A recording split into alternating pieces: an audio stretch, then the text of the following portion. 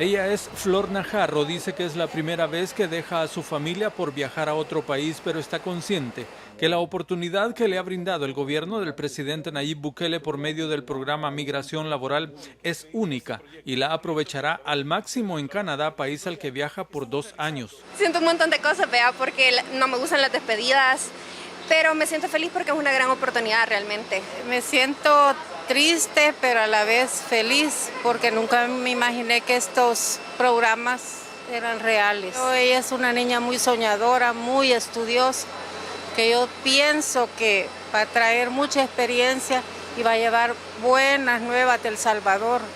Gabriel es otro de los salvadoreños que viaja a Canadá y dice que fue por medio de las plataformas del Ministerio de Trabajo que aplicó a esta oportunidad que hoy es una realidad. Emocionado, con bastantes expectativas de llegar ya a Canadá. ¿Cómo aplicaste? Fue por medio del sitio web. Ahí pues se mandan los datos, se envía la información.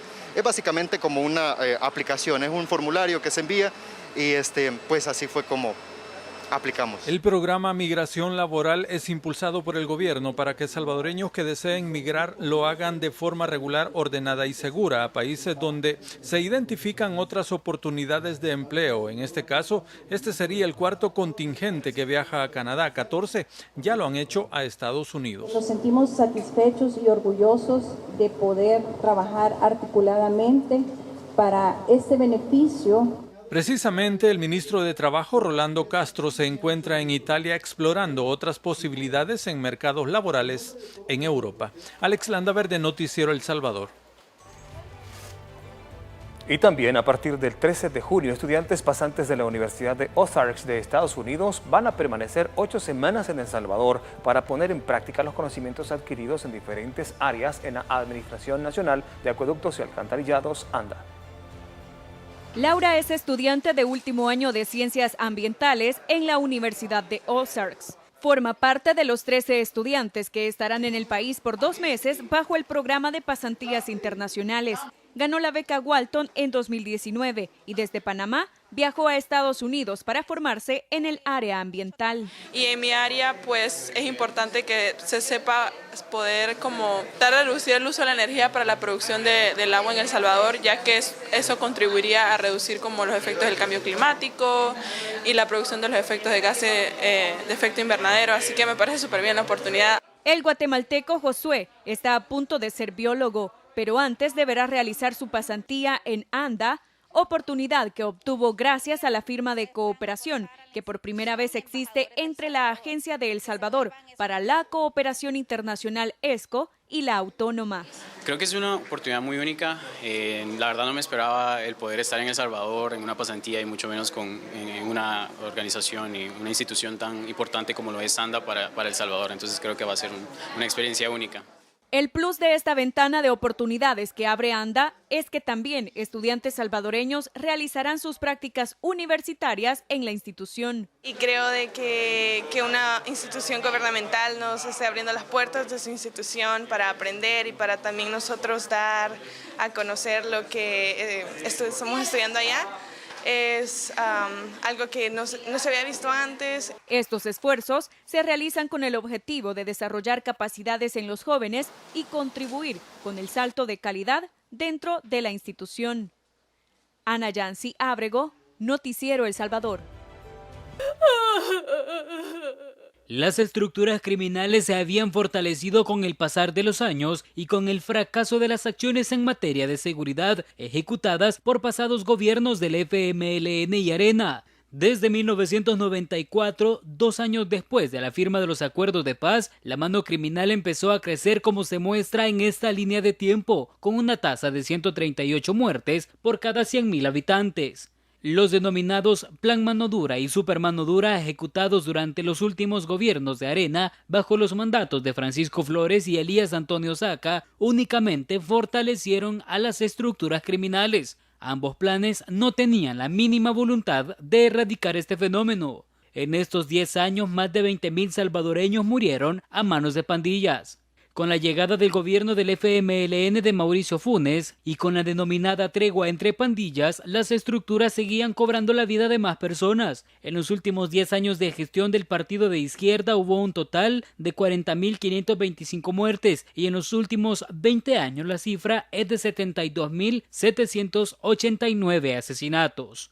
No fue hasta que llegó a la presidencia de la República Nayib Bukele y tras la ejecución del más exitoso plan en materia de seguridad. Los índices de criminalidad, principalmente los homicidios, marcaron una tendencia en caída libre y El Salvador, por primera vez en su historia reciente, comenzó a salir de la lista de los países más violentos del mundo. Con las acciones tomadas en las 4 fases del Plan Control Territorial y el régimen de excepción, el gobierno está a punto de ganarle la guerra a las estructuras criminales, al capturar a más de 40.000 delincuentes, la incautación de miles de armas, dinero en efectivo y otros ilícitos que son producto de su accionar. El mandatario salvadoreño en redes sociales dijo: la tasa de homicidios por cada 100.000 habitantes en los países más peligrosos del mundo. De 1991 a 2021, así tenían a nuestro país y así fue cambiando desde que iniciamos nuestro gobierno. Y ahora con la guerra contra pandillas, todo está mejorando mucho más, concluyó en su publicación. Edgar García, Noticiero El Salvador.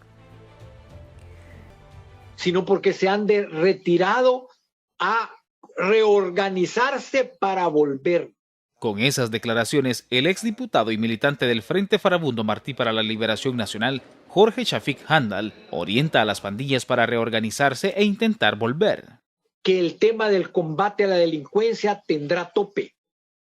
Que la delincuencia se ha retirado no por mansa o porque hayan aceptado que los han derrotado. También queda en evidencia una vez más que el FMLN conoce de las intenciones de estos grupos terroristas de tener sometida a la población salvadoreña, tal y como ocurrió durante los 2 gobiernos de izquierda a cambio de un respaldo político. Recientemente se han desarticulado varios campamentos de pandilleros donde se ha encontrado evidencia que se están organizando militarmente, como lo hizo en el pasado la entonces guerrilla y que ahora está a punto de desaparecer. A estas declaraciones se suman las que hizo el exsecretario y militante del Frente, Medardo González, en el cual llama a los pandilleros presos políticos. Hoy es precisamente un nuevo tipo de presos políticos que son estas personas que han sido capturadas porque como decía Marvin, tienen un tatuaje en el brazo o porque lo hallaron parado ahí en la entrada de su pasaje de la colonia y se lo levantaron.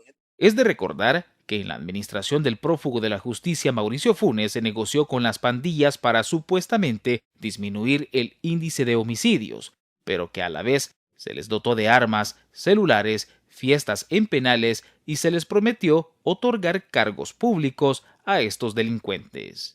Daniel García, Noticiero El Salvador. Y siempre en estos temas, 25 criminales a quienes se les acusa de diferentes delitos serán puestos a disposición de los tribunales. Entre los capturados se reporta un palabrero de la MS. 15 hombres y 10 mujeres fueron presentados en la delegación de Soyapango de la Policía Nacional Civil. Entre los capturados figura José Leonel Portillo Martínez, de 35 años, perfilado por las autoridades como palabrero de la pandilla MS. Portillo Martínez, alias El Banana, está señalado de cometer ilícitos en la urbanización Santa Teresa. Los capturados comparecerán ante los tribunales por agrupaciones ilícitas, organizaciones terroristas, posesión de drogas, extorsión y amenazas. El trabajo sin descanso de la Policía Nacional Civil y Fuerza Armada en la fase denominada incursión del Plan Control Territorial y bajo el régimen de excepción ha librado de grupos terroristas a comunidades que por años fueron aquejadas por altos índices delincuenciales, temor e impunidad. Los 25 capturados, según las investigaciones, operaban en Soyapango, Ilopango y San Martín.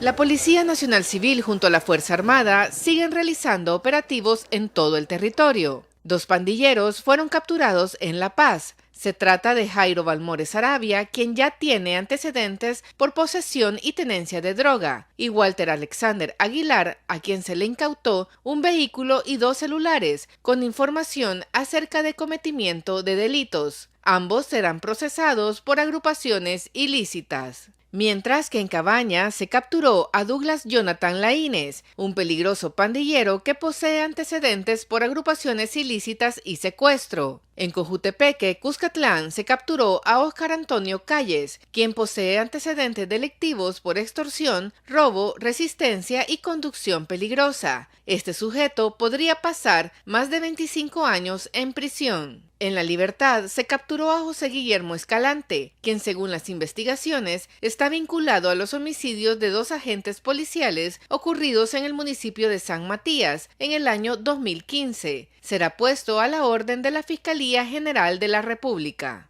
En San Juan Opico, 4 colaboradores de pandilleros fueron detenidos. Se trata de Emerson Alexander Anaya, Brian Edgardo Marroquín, Brian Ernesto Orellana y Wilfredo Ayala Aguilar. Los capturados serán procesados por agrupaciones ilícitas y podrían obtener penas de más de 25 años de prisión. También se logró la captura de Oswaldo Beltrán Cañas y Gerson Noé Beltrán Cañas, quienes cometían delitos en Ciudad Delgado. Nora Moreno, Noticiero El Salvador.